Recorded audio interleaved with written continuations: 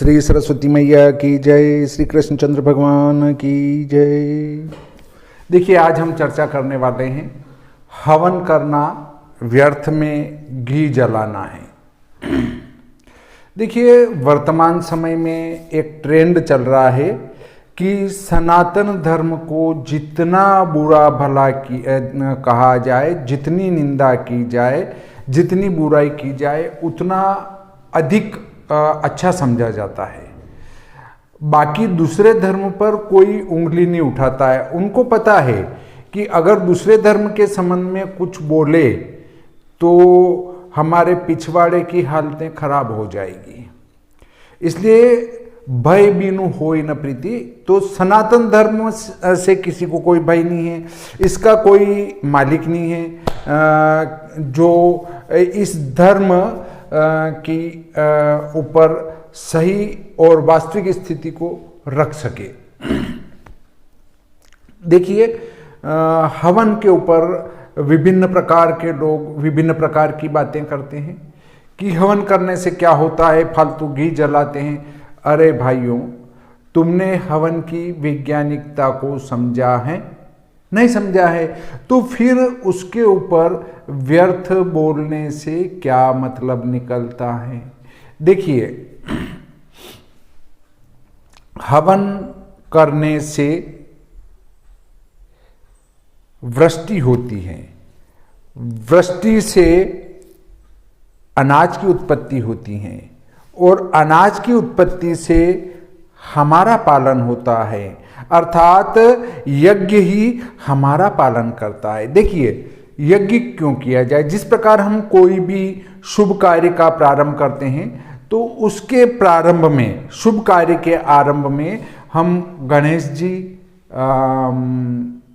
षोडश मातृका, रुद्र देवता, रुद्र कलश की और नवग्रह देवता का पूजन करते हैं। उसी प्रकार प्रत्येक शुभ कार्य के आरंभ में एक हवन का विधान भी कहा गया है कि आपके घर में एक हवन यज्ञ अवश्य होना चाहिए।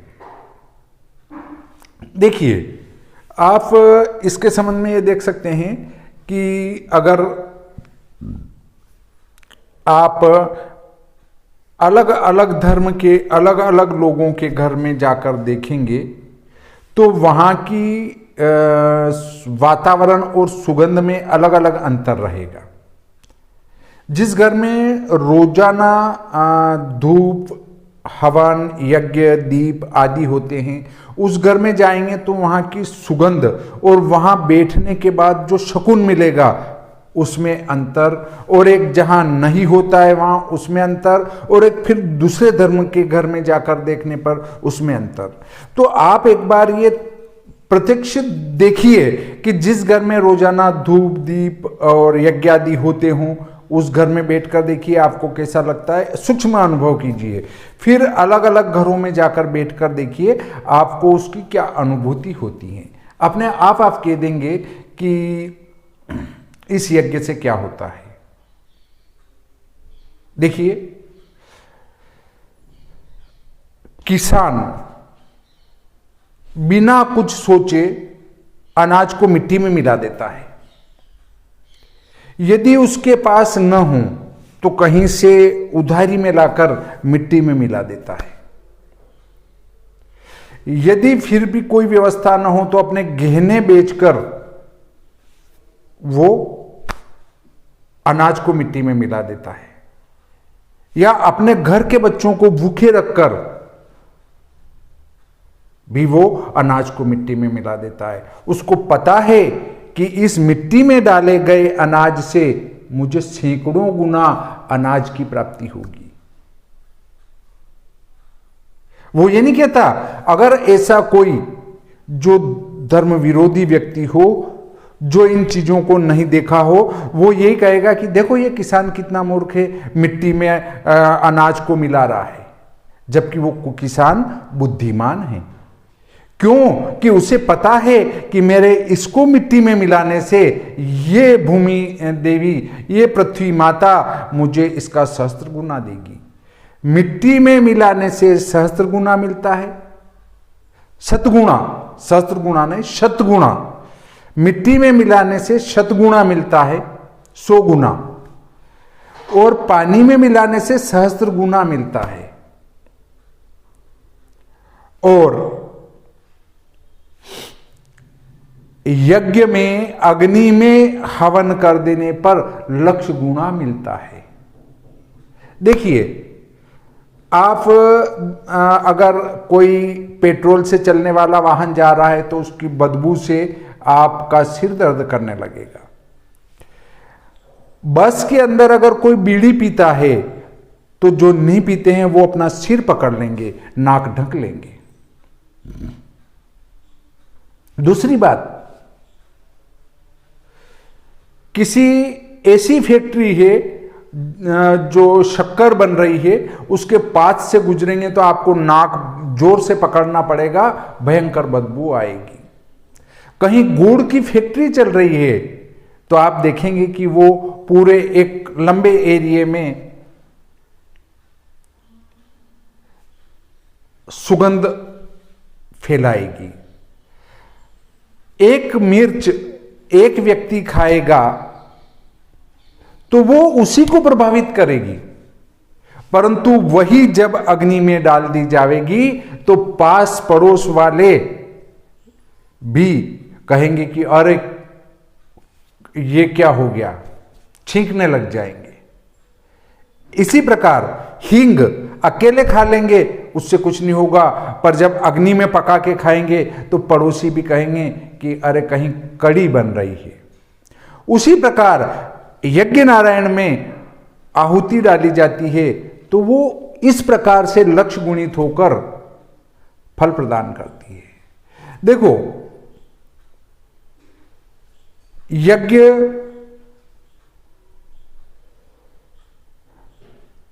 आपका दिया गया कई भागों में बांट देता है, और जिस प्रकार से अलग अलग धुएं से अलग अलग बदबू आती है, उसी प्रकार यज्ञ के धुएं से सुगंध आती है।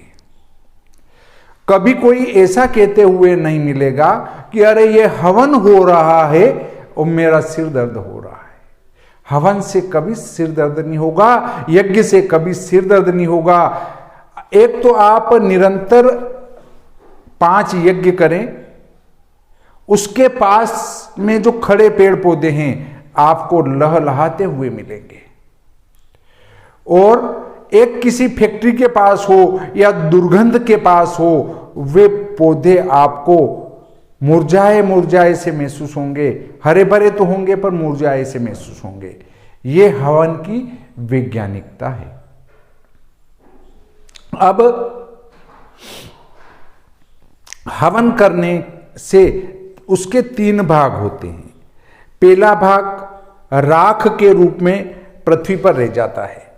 दूसरा भाग सूक्ष्म भाग, सूक्ष्म भाग वायुमंडल में पहुंचकर और वर्षा के रूप में पृथ्वी पर आता है। तीसरा भाग सूक्ष्मतम भाग जो सूर्यमंडल में जाकर उन देवताओं को प्राप्त होता है जिन जिन के नाम से आहुति प्रदान की गई है। 3 भाग होते हैं, स्थूल भाग जो आपके पृथ्वी पर राख रूप में, सूक्ष्म भाग जो वर्षा के रूप में वापस, और सूक्ष्मतम भाग जो सूर्य नारायण में जाकर उन देवताओं को प्राप्त होते हैं सूर्यमंडल में जिन देवताओं को आहुति प्रदान की गई है। अब आप कहेंगे देवता तो फिर आपके भूखे हैं, आप देंगे तो ही खाएंगे क्या? नहीं, देवताओं को आपके दिए गए की कतई आवश्यकता नहीं है। वे तो आप जो देते हैं उसका शत सहस्त्र या लक्ष्य गुणित करके आपको वापस लौटा देंगे। तो क्या वो खुशी से नहीं लौटाते हैं? नहीं। इसका अर्थ है कि आप कर्म प्रधान बनिए। अगर वो वैसे ही आपको देते रहे तो आप आलसी हो जाएंगे। इसलिए वे आपको कर्म प्रधान बनने की शिक्षा देते हैं कि तुम मुझे दो, मैं तुम्हें लौटा दूंगा। इसका एक आख्यान आता है कि गीता जी में लिखा है, तुम देवताओं को दो, देवता तुम्हें देंगे। इसी प्रकार एक राजा ने यज्ञ के ऊपर विभिन्न प्रकार के तर्क किए। तर्क करने के बाद भी वो संतुष्ट नहीं हुए। तब यज्ञ के जो आचार्य थे उनने 10 ब्राह्मणों को भोजन के लिए बुलवाया और सभी के हाथ में एक लकड़ी बंधवा दी, सीधे हाथ में। अब उनसे कहा गया कि भोजन करो। राजा के भय से कोई विप्र ये नहीं पूछ पाया कि हमारे हाथ में लकड़ी क्यों बांधी गई है। अब आपके यहां यहां यहां बांध देंगे लकड़ी तो हाथ ऐसा कड़क रहेगा, ऐसा मुड़ेगा नहीं। तो अब वो मोड़ नहीं पाए। तब यज्ञाचार्य जी ने उनको इशारा किया, ऐसे भोजन करो। तो पड़ोसी ने इनके मुंह में दिया, इनने पड़ोसी के मुंह में दिया। जैसे यहां से हाथ नहीं मुड़ेगा पर पड़ोसी के मुंह में तो जा सकता है सीधा का सीधा। तो ऐसे लिया और ऐसे दिया, उनने भी ऐसे लिया और ऐसे दिया। इसी प्रकार दोनों का पेट भर गया। तब यज्ञाचार्य जी ने उनसे कहा महाराज से कि हे महाराज, जिस प्रकार ये इनका आपस में पेट भरता है उसी प्रकार हम देवताओं को देते हैं, वे उसका कई गुना बनाकर हमें वापस लौटा देते हैं। देखिए, कुतर्कों के लिए तो कोई जगह नहीं है, परंतु वैज्ञानिकों ने, विदेश के वैज्ञानिकों ने इस बात की खोज की है कि यज्ञ करने से वर्षा होती है। अब कुतर्क करने वाले कहेंगे फिर तो विदेशों में वर्षा होना ही नहीं चाहिए, भारत में ही होना चाहिए। भाइयों, वर्षा सब जगह होगी पर वर्षा का अंतर होगा। जब भारत में बहुत सारे यज्ञ यागादि हुआ करते थे राजाओं के राज्य में, उस समय भारत को सस्य श्यामला मलयज शीतला कहा जाता था। यहां पर घास, जल, अन्न सब पर्याप्त मात्रा में होते थे। दूध बड़े आसानी से बहुत अधिकता में मिलता था, घी अधिकता में मिलता था, ये सब अधिकता में होते थे। परंतु विदेश हमारे यहां से वस्तुओं को आयातित करता था। अब धीरे धीरे हम यज्ञ आगादि पर कम ध्यान दे रहे हैं, इससे हमारे यहां वर्षा का स्तर गिरता जा रहा है। विदेशों में वर्षा इतनी ही नहीं होती है। जो यज्ञ से उत्पन्न बादल मधुर वर्षा करेंगे और सस्य की उत्पत्ति करेंगे। सस्य का अर्थ है कि जितने भी स्थल पर खड़े होने वाले पौधे, उनको सस्य कहते हैं।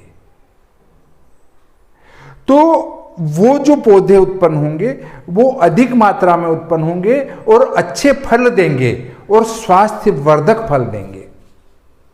और जहां पर बिना यज्ञ वाली वर्षा होगी वहां पर एक तो कम होगी, वर्षा कम होगी, अनियमित होगी, या तो हुई तो बहुत अधिक और नहीं हुई तो बहुत नहीं के बराबर।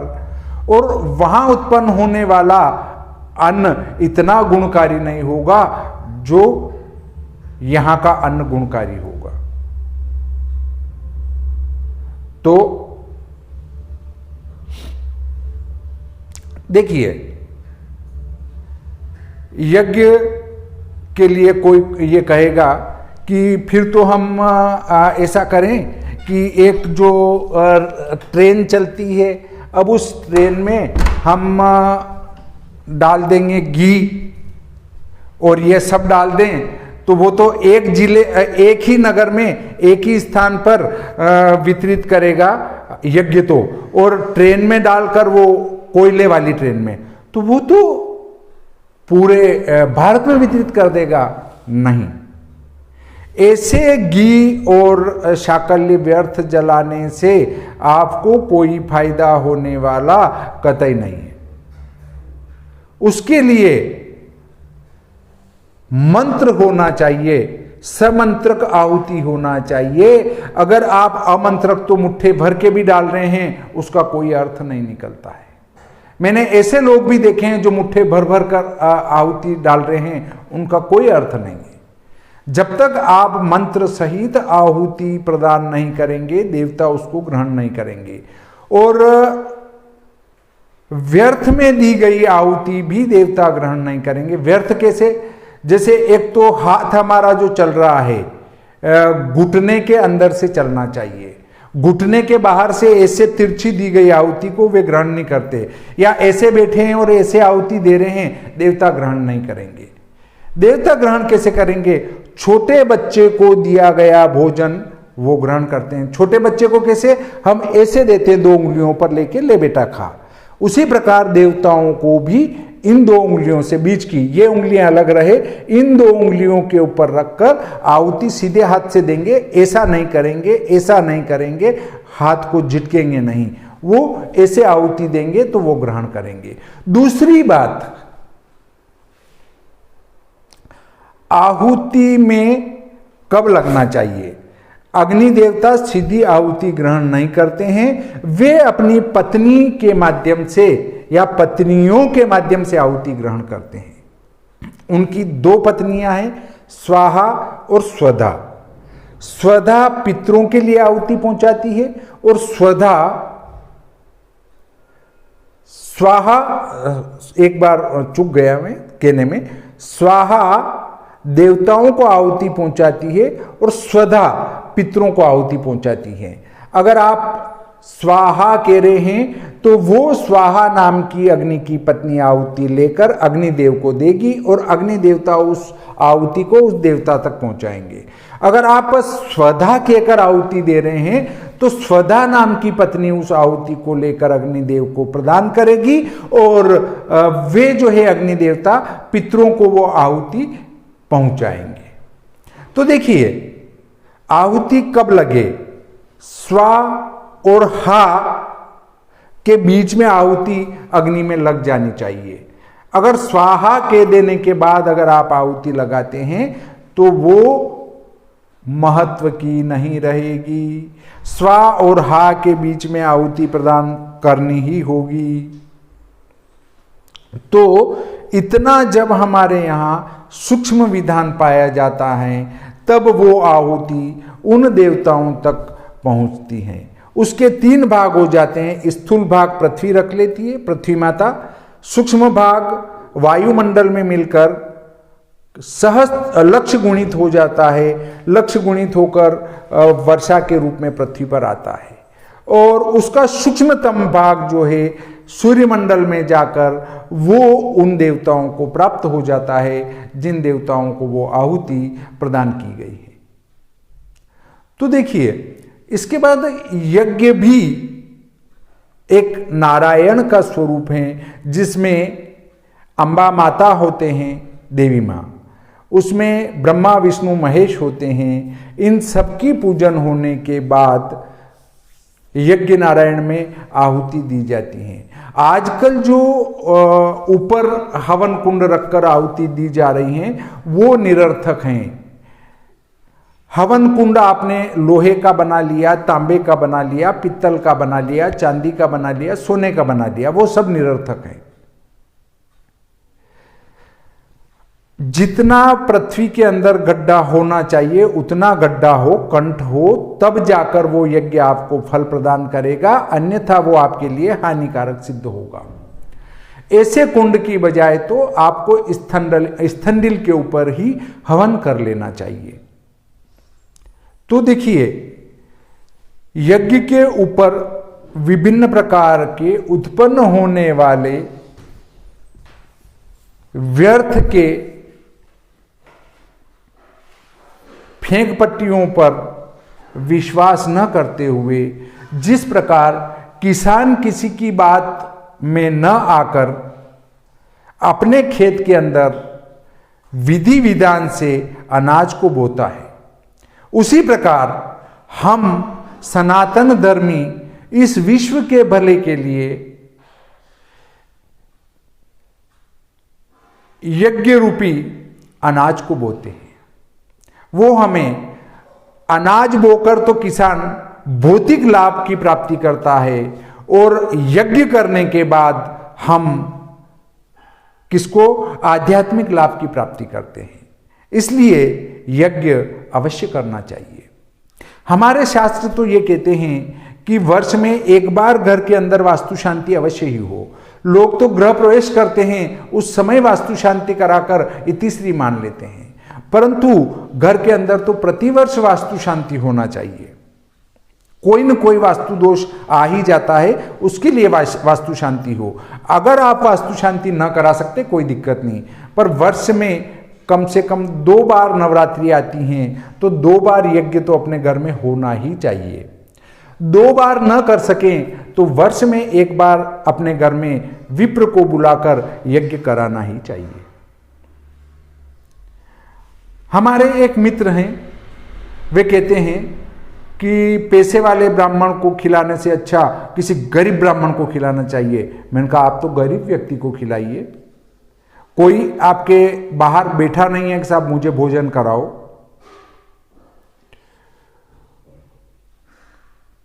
आप जो आहुति प्रदान करेंगे, भोजन रूपी आहुति, भोजन रूपी आहुति प्रदान करने के लिए उसमें अग्नि भी होना चाहिए। और अग्नि कब होगी? जब वो तपस्या करता हो। और तपस्या करने वाले या पूजा पाठ करने वाले या सात्विक विप्र, वैसे शास्त्र ये कहता है कि ब्राह्मण कैसा भी हो वो पूज्य हैं और वो आपका दान धर्म पचाने की योग्यता रखता है। इसलिए गरीबों को भोजन कराने की बात पर मैं विरोध नहीं करता, गरीबों को भोजन कराओ, बहुत बढ़िया है, परंतु अपने कार्य की सिद्ध्यर्थ विप्र का भोजन होना आवश्यक है। पहले तो पूजा पाठी हो, वो नहीं मिले तो आपकी जिनमें श्रद्धा है उनको भोजन कराएं, परंतु विप्र ही ऐसा है जो आपका भोजन रूपी यज्ञ वहां तक पहुंचा सकता है जहां तक उसको पहुंचना चाहिए। तो इस प्रकार आज का ये प्रकरण यहीं समाप्त करते हैं। किसी को चोट लगी हो तो उसके लिए मैं माफ़ी चाहता हूँ, और मैंने किसी का दिल दुखाने के लिए ये बात नहीं कही है। जो शास्त्र में वर्णित हैं उसी की मैंने यहाँ चर्चा की है। इस प्रकार आज का ये प्रकरण यहीं समाप्त करते हैं। श्री सरस्वती मैया की जय, श्री कृष्णचंद्र भगवान की जय।